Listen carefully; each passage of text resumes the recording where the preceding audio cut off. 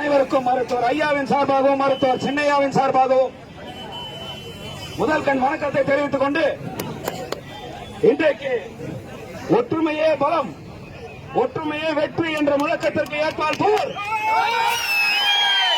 நம்முடைய மருத்துவர் ஐயாவின் திருக்கரங்களால் 1989 ஆண்டு இதே இடத்தில் நிறுவப்பட்ட நம்முடைய அடையாளமான மானத்திற்கும் வீரத்திற்கும் அடையாளமாக இருக்கின்ற இந்த அக்னி கலசத்தை சாலை பரிவாக்கத்துக்காக தூக்கிவிட்டு மீண்டும் வைக்க மறுத்த நேரத்தில் இன்றைக்கு மீண்டும் நம்ம இங்க வைக்கிறோம்னு சொன்னா நம்முடைய ஒற்றுமைதான் இந்த வெற்றிக்கு காரணம்.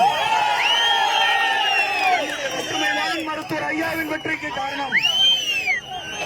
இந்த சமுதாயத்தின் பாதி கூட்டம் இங்கே மருத்துவர் ஐயாவின் பின்னால் இருப்பதற்கு இப்படிப்பட்ட வெற்றி என்று சொன்னால் மீண்டும் நாம் அனைவரும் ஒன்றுபடுவோம், அனைத்தையும் வென்று காட்டுவோம்.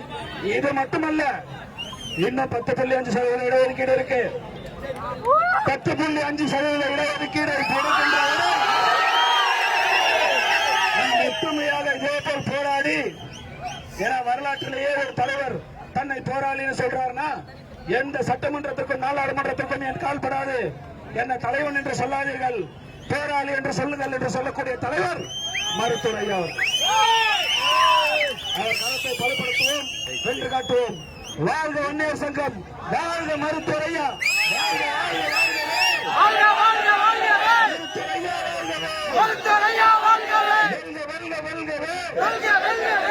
வன்னியர் சங்கம் வெல்கவே, வெல்க வெல்க வெல்கவே, வன்னியர் ஒற்றுமை வெல்கவே.